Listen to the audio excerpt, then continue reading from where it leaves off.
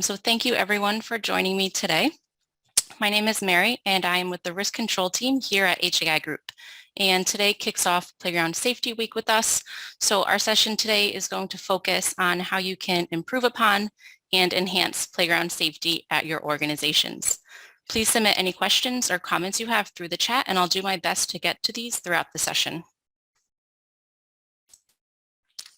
So for those of you who don't know or are not familiar with HAI Group, we are a family of companies founded by and dedicated to housing.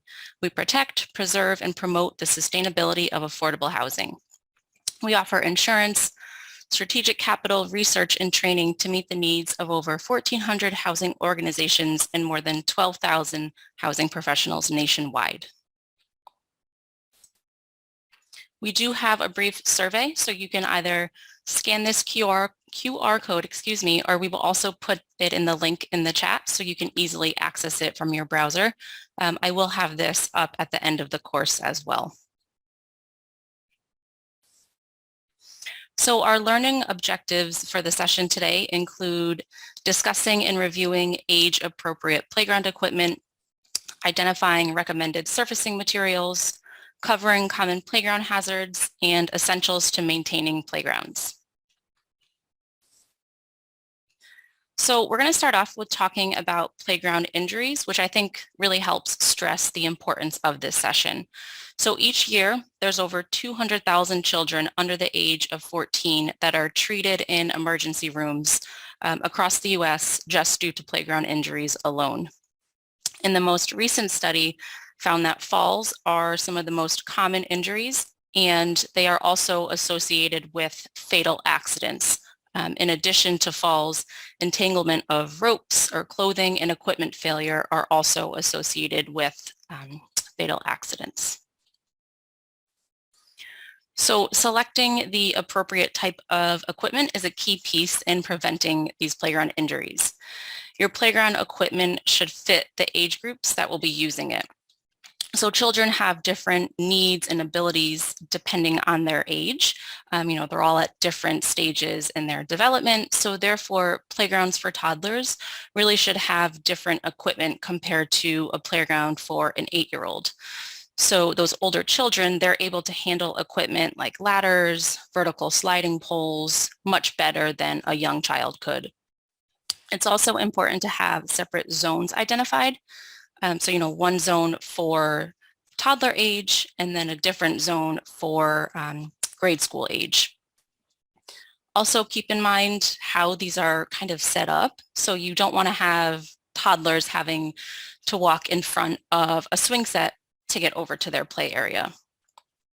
It's also important to keep in mind the overall costs of maintaining a playground. It's not a one-time expense if you do decide to install a playground. You really need to make sure that you're budgeting for playground maintenance year after year. So things like repairing surfacing or making equipment repairs and whatnot. On the chart here, you can see we have some examples of the different types of equipment for the various age groups. We will be sending out a copy of these slides, so you will have all of this information. So there's also some equipment that is not recommended for children of any age. Trampolines are really one of the top offenders. While these are fun for children, they can also result in some serious injuries, including head injuries. A simple Google search will yield tons of articles on trampoline-related injuries, so we definitely strongly recommend that you don't allow these on your property. Another one is multiple occupancy swings. So these are swings that are intended for more than one user. These are not recommended just due to the risk of impact injury from the additional weight of the swing and then also those additional occupants. And then rope swings. So ropes can fray or form a loop, and these are not recommended because they present a potential strangulation hazard. So allowing residents to have their own playgrounds on their property is a question that we get from time to time. That decision is ultimately up to your agency, but there are some risks to keep in mind. In most cases, you really are relying on the resident to maintain and inspect their own playground. So that can sometimes lead to the playground being in really poor or damaged condition. You also don't have control over who is using that playground. So it can be the residents, but it can also be, friends and visitors. So ideally, resident-owned playgrounds should be prohibited on your property. If you do choose to allow them, there should be a strict policy in place outlining, that it's the residents' responsibility to maintain the playground. Your agency should also be documenting who has one and then making sure that they are inspected during unit inspections. And if you do find that they're in really poor shape, you want to make sure that those are removed. Your policy can say that your organization is not liable for any issues or injuries that arise from the playground. Just keep in mind, at the end of the day, you are still allowing this equipment onto your property, so that liability still could fall on your agency. So even if you do allow playgrounds, you do have a policy, you should still be prohibiting trampolines. And then also never allowing residents to attach any type of baby swing to clotheslines or trees. You really can't ensure the maintenance and security of these, so it's best just not to allow those.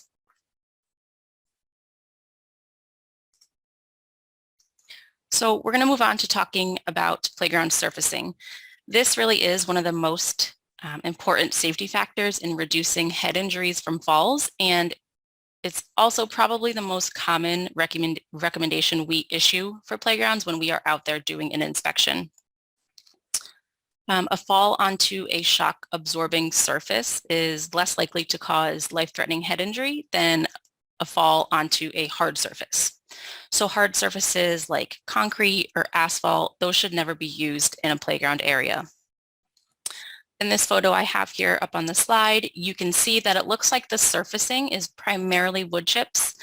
However, there is a concrete portion that looks like it had rubber tiles placed over it as a protective measure, which is great. But you could see that some of them, you could actually see ones off to the side, and they are now exposing that concrete. So concrete, of course, is not appropriate for a playground as a surface, especially at the end of this slide.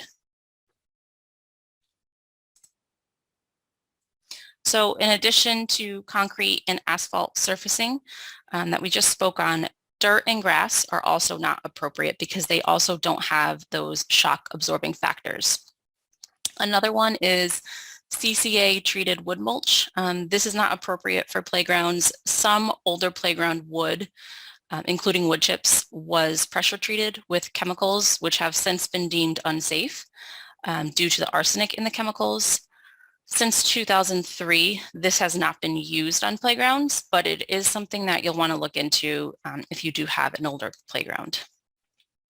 So some recommended surfaces are rubber mats, pea gravel, shredded rubber mulch, wood chips, and sand. One thing to point out with sand, there can be some sanitary concerns because sometimes it does have the tendency to become a litter box for any cats in your neighborhood. So just something to keep in mind if you do have sand as your surface.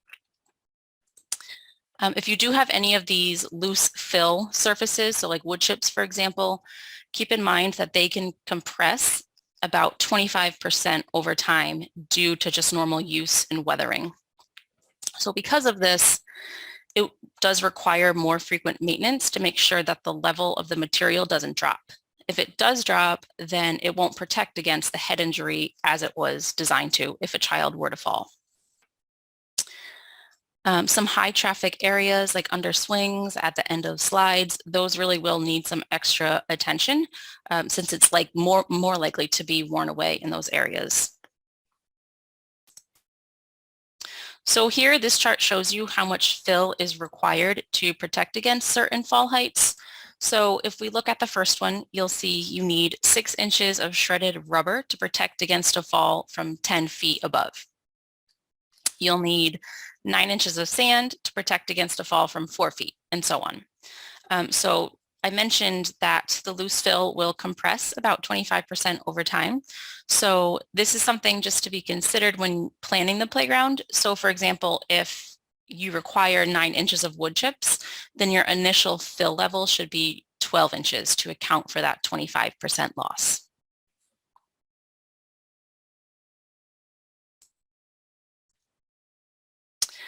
This photo shows an example of loose fill surfacing being worn away at a high traffic area. We just spoke about this. This is actually an issue that we see pretty frequently, and additional surfacing material would just need to be added into that area. So not only is there not enough material there to protect against fall, but it's also a tripping hazard because of that underlaying material being exposed. So it's important that you are raking any loose fill surfacing on a regular basis to ensure that the depth is consistent throughout the whole playground area. If you notice that there's any pooling of water over your surfacing, this could be due to a larger drainage issue. And then also be on the lookout for any frozen loose fill surfaces during winter months if you are in a colder climate. So once that surfacing freezes, it really doesn't function as a protective surfacing as it's intended to. And even if those first few inches are still loose, that base layer may be frozen. So if that's the case, it's recommended that children don't use the playground under those conditions.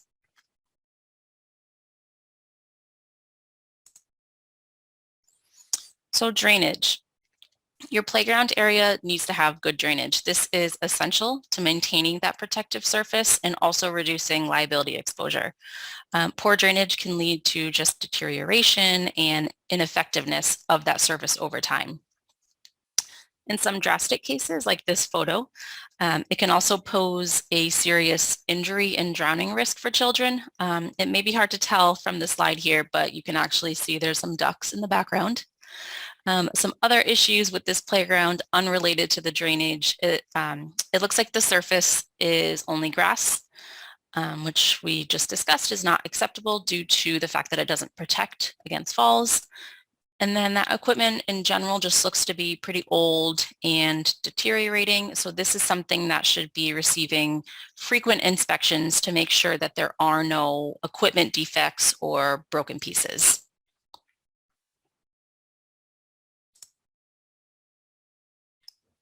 So some other hazards to mention: crush and shearing points. So anything that could crush or shear limbs.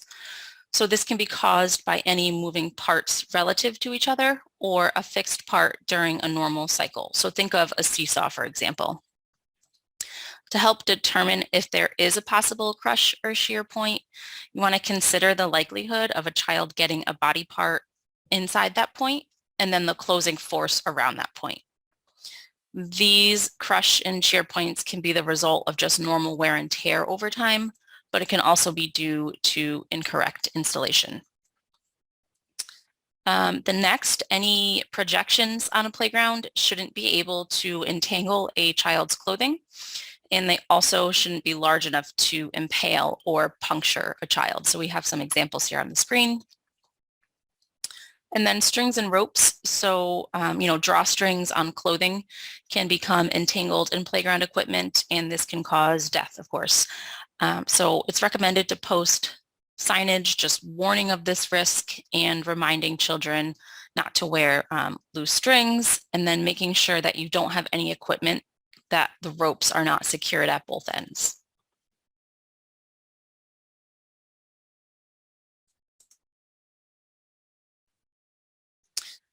So head entrapment is a serious concern on playgrounds.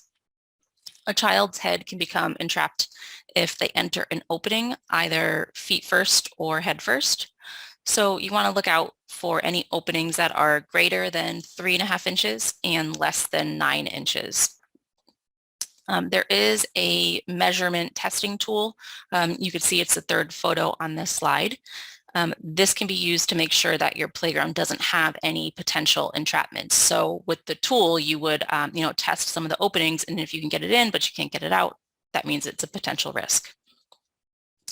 And then the second photo on the screen, this is actually a piece of equipment that was recalled by the CPSC due to the potential for head entrapment. So you can see there's all kind of little openings, and likely one of those areas was just that size to become that entrapment risk. Also, something else just to point out: children should not wear their bicycle helmets while they're on playground equipment. There have been a few recent incidents in which the child was wearing a bicycle helmet and it became entrapped in spaces that normally wouldn't be considered a head entrapment. So that's another thing just to look out for.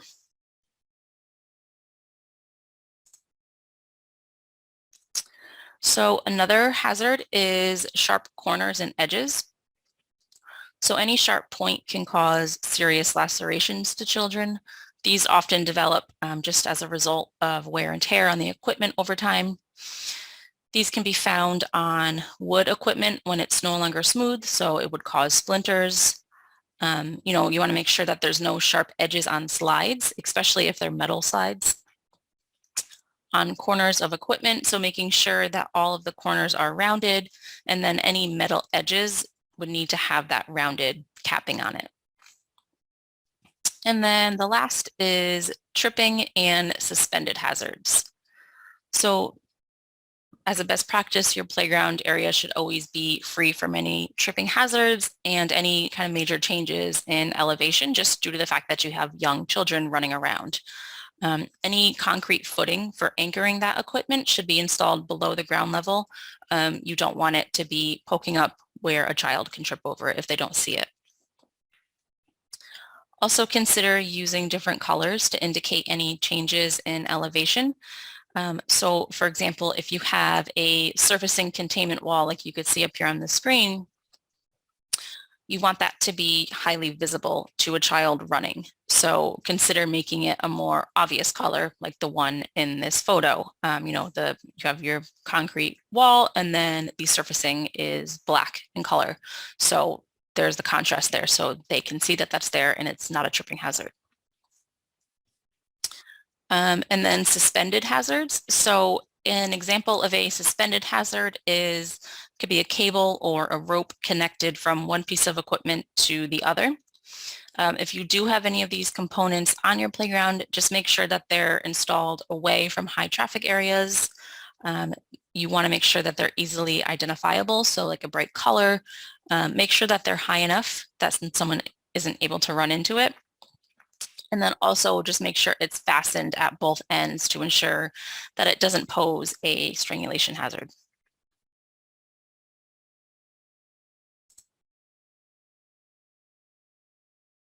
Okay, so maintaining your playground. So the key to avoiding or correcting these hazards is solid playground maintenance. So you always want to follow the manufacturer's maintenance instructions and recommended inspection schedules. So whoever you do use for your playground, they should have all of this information for their specific equipment. Something just to point out on the photo we have on the slide, I know it's probably a little difficult to tell. See if I can highlight it, but right here, this opening, this was designed to have some bars across it. So you could see this is a major hazard if a child were to fall from this piece of equipment. I know it's a little bit hard to tell, but this was pretty high up. And something like this just kind of emphasizes that this playground isn't a playground that was receiving regular inspections, because this should have been identified and corrected.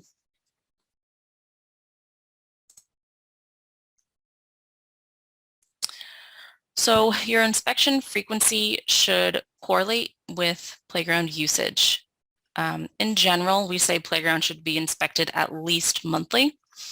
However, keep in mind that during spring and summer months, the playground probably is seeing a lot higher usage. So therefore, weekly, maybe even daily inspections are necessary. Also, if you have an older playground, that may need to get more frequent inspections just due to wear and tear over time of the equipment. You just want to make sure that there's no defects with that older equipment. Your inspections should always be documented. We do have a sample inspection form up here on the slide. Again, I will be sending out all of these slides, so you will have this information. Some things that you want to look out for are broken glass, a lot of trash or debris, definitely any broken equipment, loose, damaged, or missing parts, any vandalism, any rusted metals, rotted equipment, Issues with surfacing, again, we talked about that's probably one of the most frequent recommendations we issue, so that's kind of our biggest issue that we've seen. And then any user modifications. So if any of the residents have rearranged any equipment, if they've tied like any ropes onto the equipment, anything that shouldn't be there, you want to make sure that those are removed. And then also make sure that whoever is responsible for inspecting the playground, that they understand the hazards to look out for. So, some of the things we've talked about today may not be obvious to someone that is inspecting that playground. So just make sure that they are provided with the tools they need and the information, to make sure that that inspection is being efficient. And then also make sure that your residents know who to report these hazards to. So if they should be reporting them to maintenance, to the property manager, that's something that you can post on your rules or just include it, during your lease meetings. If there is an issue, you want to make sure that they are reporting it to you. And also with that said, if they are reporting any hazard to you, you really need to make sure that that is corrected immediately.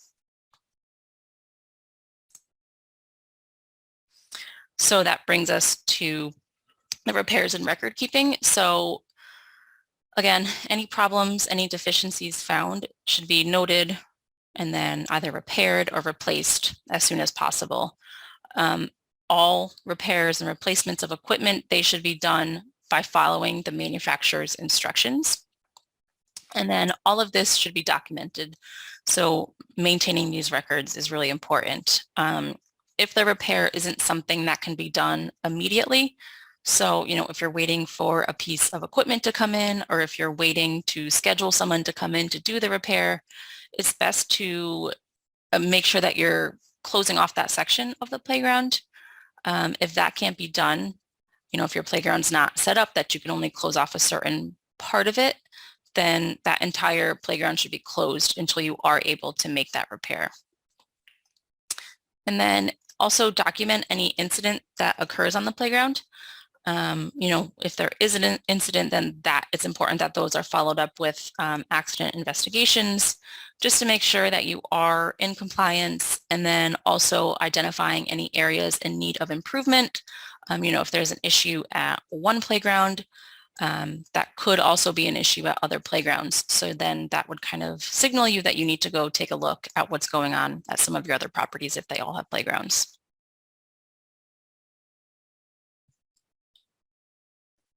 And we had a question that said, is a maintenance checklist on your website? I will send out, we'll send out the slides. I'll also send out that document so you guys have just the checklist itself. Thank you, Cheryl. Okay, so posting rules. This also actually, along with surfacing, this is another very common recommendation that we issue. We find that not all playgrounds have their rules posted. So we always recommend that you have rules posted in playground areas. Some common things to include, they can identify the intended age groups that the equipment is for. So again, if you have one section for toddlers and then another section for older school-age children. They can also state the hours of operation, any prohibited activities, like no running, no rough playing, no glass is always a good one, no trespassing, no weapons. Adult supervision is also recommended to include on your rules. This is really just to ensure that young children aren't left alone where they could be more susceptible to injuries. The specific rules will really vary by your agency, and they're generally up to your discretion. So, if you've been experiencing a lot of trespassing, then maybe you want to put that on your rules. If you have, a tendency for your playground to get full of a lot of trash, food, that can be part of your rules. So it's really up to your discretion.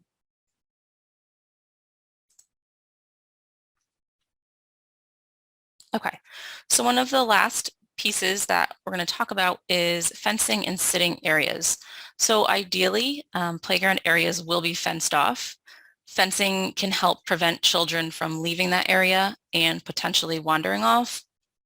It also protects the playground area if it's located, next to a parking lot. Ideally, it wouldn't be located in an area like that. You don't really want it next to a parking lot alongside any roads. If that's the only area, then you definitely would need fencing, because then that fencing can serve as a protective barrier between the playground and vehicles.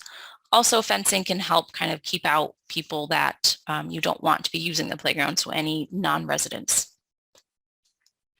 Also, providing seating area. So this can help to encourage adult supervision. And then also keep in mind shading. So having shady areas nearby, either natural, such as trees, or it can be, man-made, some sort of canopy. This will give children a place to cool off in warmer weather. And again, that also kind of acts as an incentive or encourages adult supervision. So at least they're able to sit in a shady area.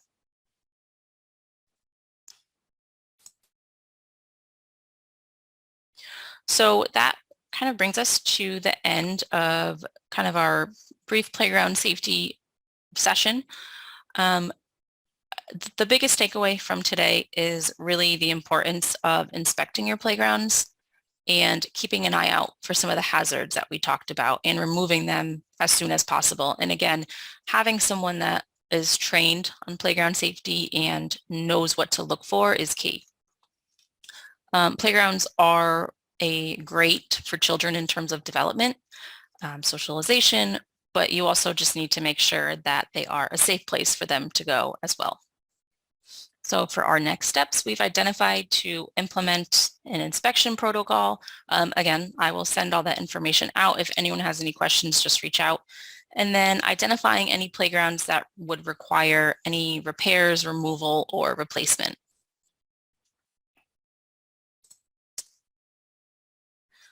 So we run our playground safety poster and essay contest every year. And through this program, your organization holds your own poster and essay contest at your organization for 3 separate age groups. You then select a first place poster winner for each age group and a first place essay winner for each age group. And then you would send these first place submissions into us. We then hold our own judging back here at HAI Group with our staff, and we select first, second, and third place winners for poster and essay, and prizes are awarded to those winning residents. So this is Playground Safety Week for us, but we have decided to extend the due dates for participating in the contest for those of you who maybe weren't aware of the contest. So you will need to register to participate by May 6th, and then all submissions need to be postmarked to us by May 20th. So you would have to hold your own contest prior to May 20th. Please reach out if you have any questions on this, if you would like to participate. Our program assistant handles all of this, so we're happy to provide any more details or more information.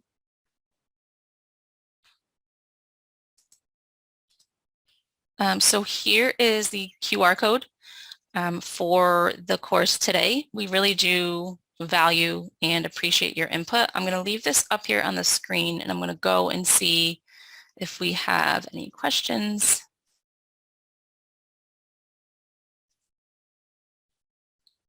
Okay, so let's see. So Cheryl, we answered that question. Erica, what are your thoughts on lighting? Well, parks may not be open after dusk. Should they still be lit? I'm going to say yes. And mainly for that, I'm assuming the park is located within your property, and in general, your property should have exterior lighting. So yes, I would say lighting. The survey link is not working. Let me see if Andrew is on, if you can send that in the chat. I'm not sure if he's on with us. We will also send this out. The survey link will also be sent out in our follow-up email. Okay. The link will work in the version we follow up with. Sorry about that, everyone. Survey link to come. I'm not sure if the QR code is working or not, but we will definitely be sending that out to everyone.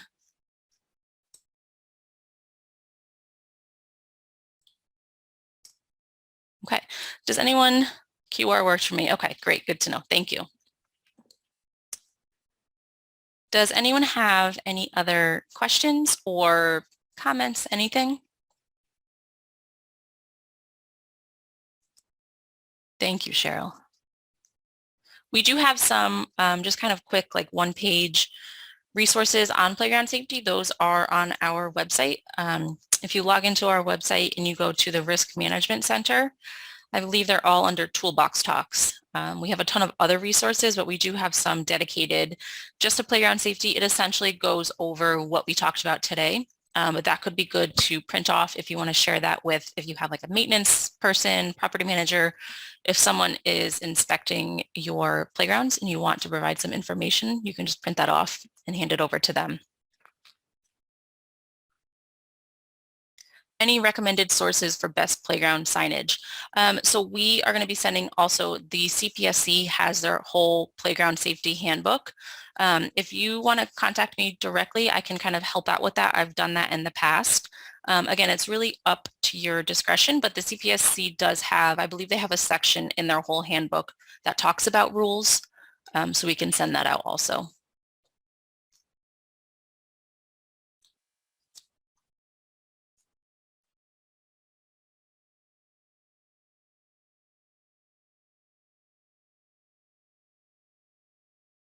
Are there any other questions or comments? Okay.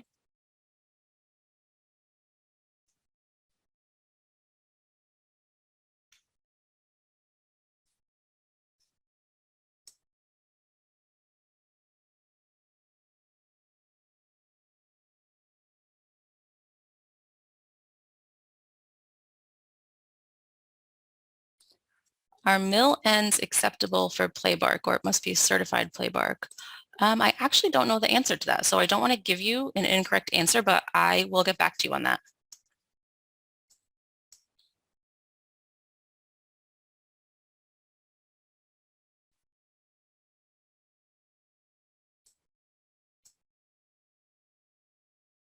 Anything else?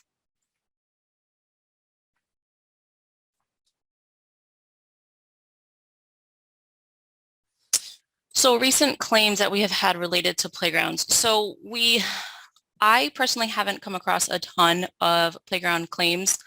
So I can't really speak to the claims we've had. In general, it's really more just falls from equipment, breaking a bone, breaking, shoulder, leg. But again, our experience is really more on the inspection side. So we see a lot of surfaces in really bad shape. Sometimes if it's kind of some of the photos that I've shown where the surfacing is kind of gone in some of those high traffic areas, we see that a lot. But then also if it's kind of a uniform rubberized mat, a lot of the time, not a lot, but frequently we see, pieces missing from that. So that, of course, it's not going to protect against the fall. And then also that can be a major tripping hazard, because there's divots in all of it. So we see that a ton. In general, there's a lot of playgrounds that are in older condition, which is okay. You just want to make sure that they are being inspected on a regular basis. That's not to say that newer playgrounds don't need to be inspected often, but just with the old ones, we do tend to see a lot of old equipment.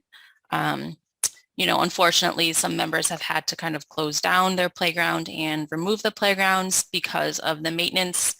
It is important to remember, it's not a one-time expense. So you purchase the playground, but you have to budget that in year after year for things like surfacing, equipment repairs. Something is going to need to be fixed down the road. So it is important that you budget that in. Mary, this is Andrew. I have pulled up a list of claims in the last 5 years related to playgrounds. So I just have a couple examples I can mention here. Not a ton of data about what happened, but just gives you an indication of the kind of things that we encounter as an insurance carrier. We have several instances of vandalism, so maybe that's where the lighting definitely plays a part. People lighting playgrounds on fire. A piece of playground equipment actually collapsed, causing an injury. We have several incidents of minors being injured on playgrounds, due to being struck by,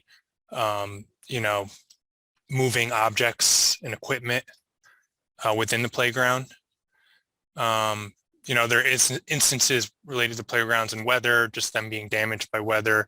A lot of it is playground accidents, minors being injured on the playground because due to defective equipment or just moving equipment and they weren't being careful on it. So, thank you so much, Andrew. I appreciate that data. And yes, that is a good point, that the vandalism one, I do actually remember that. It was a couple years ago. And I believe this happened a couple times of playgrounds just being lit on fire. So again, I believe it was Erica that asked about lighting. So also, if you have cameras on your property, definitely a good idea to get that playground area in view of your camera, just to get some extra security surrounding that. These are great questions. Does anyone have anything else? Another one that was of interest was, which is just plays into the rules that you established, was a minor who was running around the playground and tripped and fell over an object. So that's where the servicing plays a part, and also having rules in place about running and all that good stuff. Thank you.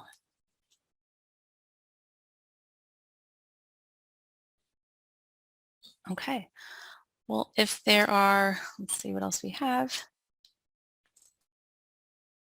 So again, Risk Management Center, we have some playground resources up there. We also just have a ton of other risk resources, so please take a look at that. I want to thank everyone for your attendance and your participation today. A recording of this will be available, and then we'll also send out a copy of the slides through the email, and I will send out a copy of the inspection sheet also, so you have that. So thank you again, everyone, and I hope you all have a great day.